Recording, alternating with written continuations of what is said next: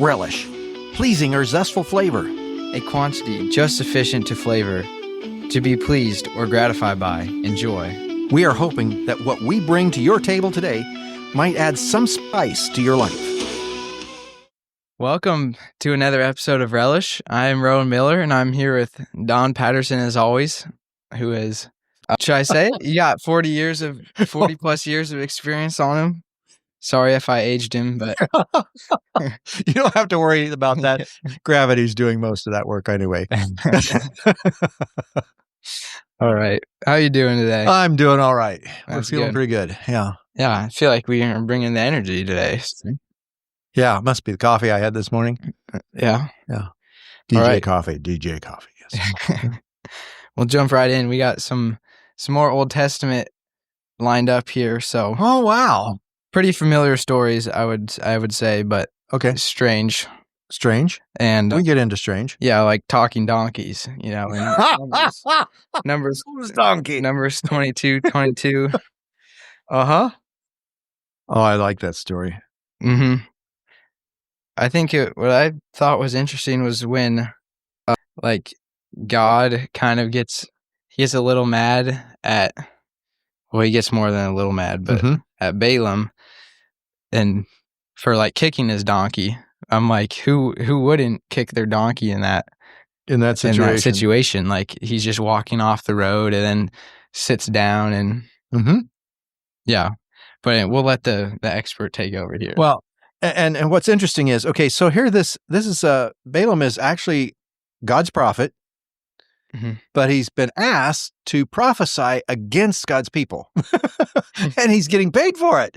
You know, this is no small deal because he's getting paid big bucks for prophesying against God's people, even though he's God's prophet. And I'm not sure why Balaam doesn't get it earlier. That this is not supposed to be going on, and this is not what he's doing. And so he gets to verse 21 of chapter 22, and Balaam got up early in the morning, saddled his donkey, and went to the prince with the princes of Moab, and God got very angry when he went.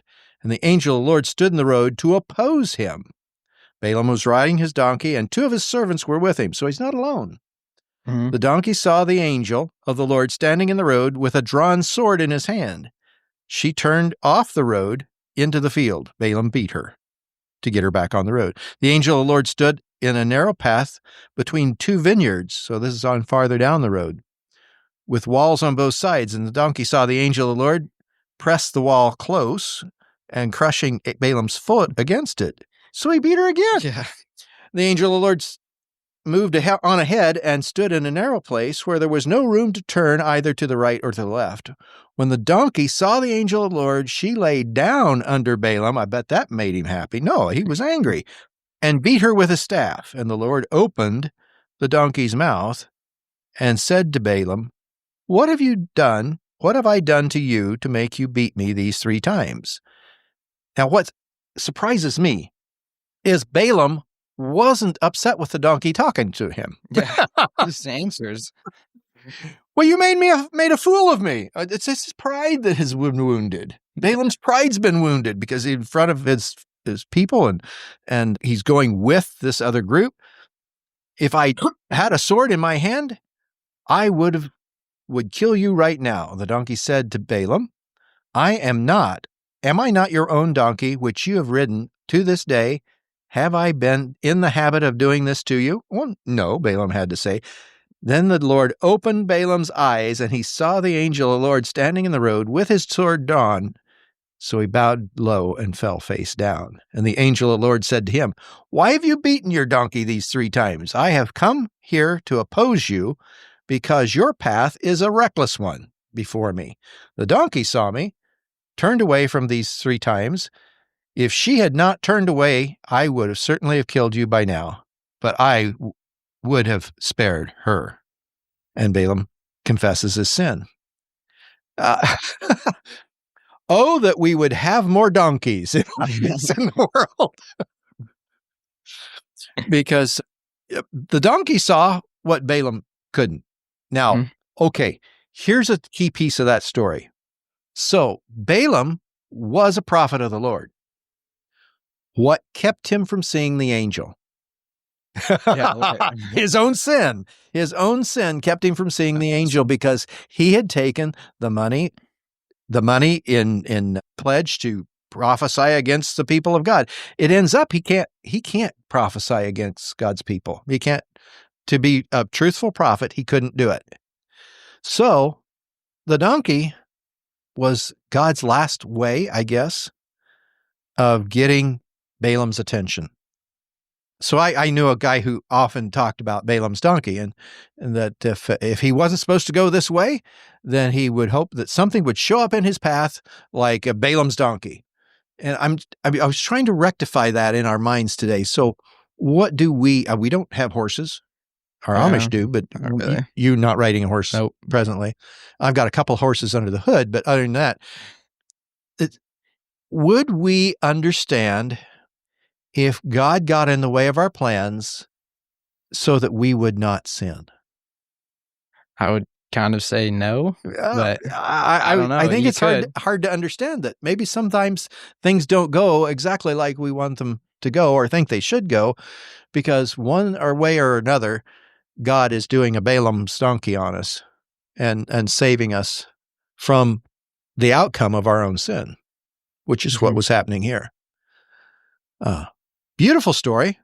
Love that donkey. Well, I don't love donkeys, but anyway, that donkey actually was a good servant to Balaam. I like the fact that the donkey says, I've been your donkey about how long? Yeah. And I haven't done this talking bit before either. And then says, okay, am I accustomed to doing this to you? So open your eyes. And when he opened his eyes, there's the angel. Yeah. Interesting stuff. This is one of those stories you kind of wish you saw the reactions or like what took place between the dialogue. Because, I mean, right here, you just have back-to-back lines. The donkey talks and he answers. And like as if it's normal. Yeah. I mean, might have been more normal than it is today, but it isn't. Yeah. You feel like there'd be something between there, but. Yeah. If you could have seen the look on Balaam's face when his donkey turned around and talked to him. Yeah. Yeah. Yeah, you're right. That would have been interesting. I like that. The angel also gives him 3 chances. Yeah. I mean, he could have just stood in the way the first time and made the donkey sit down, but that is often the way it happens. Mm-hmm. There's 3 chances to redeem things, and it's as if God knows that we're sort of hard-headed, and sometimes it takes 3 times to get through to us. Sometimes even 3 doesn't work. Sometimes even 3 doesn't work, but it's sort of nice when it does. Yeah. But when people start recognizing it the 3rd time, yeah, it seems like it takes 3 times to get us to recognize it. Yeah. The next one is in Isaiah. God has Isaiah essentially walking around preaching naked for 3 years.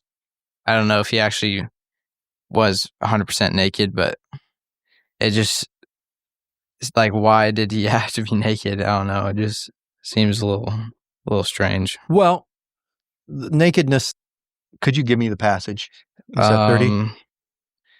I feel like it was. It's not 40. Second. 20, 1 through 4. Yeah, that makes sense. What's interesting is God usually, we don't know it because we don't have prophets around in the same order as, we still do have prophets around, but they're not doing the things the prophets of the Old Testament did. Their role is a little bit different than the school of the prophets of the Old Testament. Mm-hmm. But God had this way of getting his message across through the prophet, not only by the words spoken, but by the actions done. And so for Isaiah to be naked, you say 22? 20, 1 through 4 is. Yeah. Okay. At that time, the Lord spoke to Isaiah and said, "Take off the sackcloth from your body and the sandals from your feet." And he did so, going around stripped and barefoot. And the Lord said, "Just as my servant Isaiah has gone stripped and barefoot these 3 years as a sign and portent against Egypt and Cush, so King so the king of Assyria will lead away stripped, barefoot, the Egyptian captives and Cushites exiles, young and old, with buttocks bared to the Egypt's shame. And that was part of it, was exposing shame. Okay. Yeah. So buttocks bared. Okay. Mm-hmm. Yeah. The visual is overtaking. This is not against the Lord's people. This is against Egypt and Cush. And the prophecy is for their shame. They'll be shamed. And it was often the case of a conquering people to strip bare the conquered. Because I don't know whether you feel more vulnerable. I know if I move from winter to spring, and by taking my coat off, I feel more vulnerable in the elements. Yeah. Just by not wearing a coat. I mean, I'm still wearing long sleeves, and it's May, just because when I work outside or I work among things in the shop with bare arms, I feel more vulnerable. I could get my arms scraped up with the rose bushes and things. So in that same way, can you imagine how vulnerable you would be? What a mental shift it makes to the conquered to have absolutely nothing between them and the conquerors and the elements. Yeah. And so it's actually to create a mentality of for the conquered. Interesting. Yeah. All right. Hard stuff. When I hear nakedness in the Bible, I just think of in Eden with Adam and Eve right away, but kind of like there's no need for clothes then. But I know that theme kind of changes throughout the Bible. Yeah. So, and it's the sin that exposes the shame. Yeah. And that still plays out today. In a way, the exposed would have to say, boy, what could I have done to avoid this situation where I'm exposed, so vulnerable to what's going on in my life? And my parallel in my head goes, can we as Christians start saying, how could I keep myself from being so naked, my shame being so exposed in the world today? And we can do it by looking more like Jesus, taking on more of the nature of Jesus. That being said, at the point of the cross, they would try to shame Jesus. I mean, he was naked on the cross. Yeah. Scorning the shame. Well, Hebrews 12, 1 and 2. And then he would scorn that shame for the joy set before him. He would scorn that shame. Yeah. Yeah. Good question. Wow. Answer. You dug pretty deep for those. Yeah. Oh, not that deep. Not that deep. Okay. That's one I hadn't delved into for, Yeah. Long time. We'll see how much time you spend with Ehud and Eglon, the Fat King. You know that one? Well, if it's the one I'm thinking of, you're in Judges 2? Judges 3. Yep. The Fat King. Oh, yes. Yeah. I mean, there's kind of a series of questions, but okay, go for it. I think they might get answered just as you explain it. So, like, this you would answer this in backstory or whatever, but why did Ehud kill the king? Was he called by God? If so, why did God strengthen Eglon against the Israelites? And then what can we learn from this story? Well, in 15, the Israelites cried out for a deliverer. And Ehud, the left-handed man, the son of Garrett the Benjamite, the Israelites sent him with tribute to Eglon the king. So in this passage, Ehud is seen as the liberator for Israel. So he made a double-edged sword about 1.5 feet long and strapped it to the right thigh of his inner clothing. In other words, it was to be hidden so nobody could see it. So that as he went to take this tribute to the king of Moab, it would not be seen. He could get in close And so he takes that to the tribute to Ehud. No, Ehud takes the tribute to Eglon and in the summer palace, the upper room. By themselves. Yeah, they were by themselves. Now, the backstory to this is this upper room may have been actually his lavatory. Okay. And so it would have been a spot the king would have had. Yeah. It could have been his bathroom. He could have been on the commode. And that was one of the way, because he was relieving. Let's see, where does it say here? He was relieving himself. Yeah, I remember reading that part. But anyway, he rose from his seat, and Ehud reached with his left hand, drew the sword. They would not. Oh, here's the thing. Because he was left-handed, they would not have expected the sword.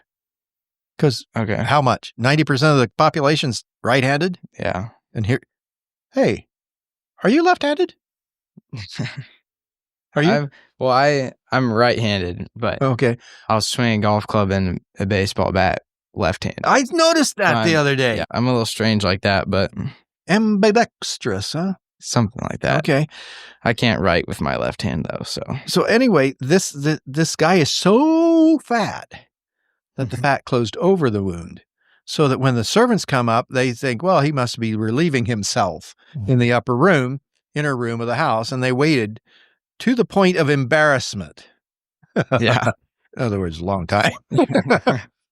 and so Ehud was able to get away. Yeah. Because even though he had killed the king. So, yeah, one of those little stories, spicy little stories in the Old Testament that don't get. So basically, Ehud was the liberator. Okay. That they had been praying for. Okay. So that earlier in 12, the Israelites again did what was evil in the Lord's sight. He gave King Eglon of Moab power over Israel, because they had done what was evil in the Lord's sight. Yeah, and so basically God was using the enemy country as a mode of chastisement because God's people weren't doing what they were supposed to do. Okay. And that theme is all throughout the Old Testament. Yeah. That when God's people didn't do what God wanted them to do, which came around fairly often, he would use other countries. That really gets pronounced after 2 Kings, when the two countries are actually taken prisoner. The two final kingdoms are taken prisoner and taken away. You see that in Ezekiel, you see that in Jeremiah, how much that it was really, they were being chastised by God through another nation. Mm-hmm. And then those nations get chastised as well by God, get judged. Yeah. So it's God working his purpose out, hoping. I really think God, beyond hope, believes he will gather a people to himself that will actually get the message and live out the message. Yeah. Yeah. So it's not a religion, it's a relationship. We need to listen to the Lord so we don't end up having to be chastised. No donkeys talking back to us. Yeah. All right. Kind of reading these disobedient stories and then them suffering greatly from it. Why? How does he, where's the line in killing them and letting them live? Why, for example, why wasn't Jonah killed? Yeah. Or how did he get away with? Yeah, how did he get away with just living in a big fish for a couple of days? I think the key to it is the sign of a penitent heart. It's almost as if God can see a penitent heart before penitence comes. Okay. In other words, there are some people who are open to saying, I'm sorry. It's a very small part of the population that will not say, I'm sorry. And there's a clinical aspect to that even. They avoid shame to any extent and won't have anything to do with it. And there are people like that who will not approach and embrace their own shame in such a way that they will repent and come back around. But most of us, if we really have a heart for somebody, will ask for forgiveness. Mhm. If we really want to reflect our Lord, we'll ask for his forgiveness. Those of us who have been impacted by the cross of Jesus Christ will ask for forgiveness because we know that's who we are. We're always asking for God's forgiveness, and there's times that we need to ask for each other's forgiveness. Yeah. It's what Jesus wrote about. It's in the Gospels. Specifically, I'd point to the Sermon on the Mount, chapter 5. Forgiveness is a big part of that. Yep. Yeah. All right. Well, I think that does it. So thank you for grinding out those Old Testament stories and Sorry about that. Those. I think that was the last one. Okay. So. Oh, yes. Thank you, Jesus. Might get back to some New Testament stuff for you now. So. Okay. Good deal. Yeah. Well, thank you guys as always for listening. Feel free to share this video with somebody, and yeah, we'll see you next time. Lord Thank you for willing. joining us for this podcast. Feel free to become part of this ministry by sharing it with others. Our goal is to help each other grow deeper in our understanding of who God is and His calling to us in our daily lives. Thank you again for joining us, and may God bless your day.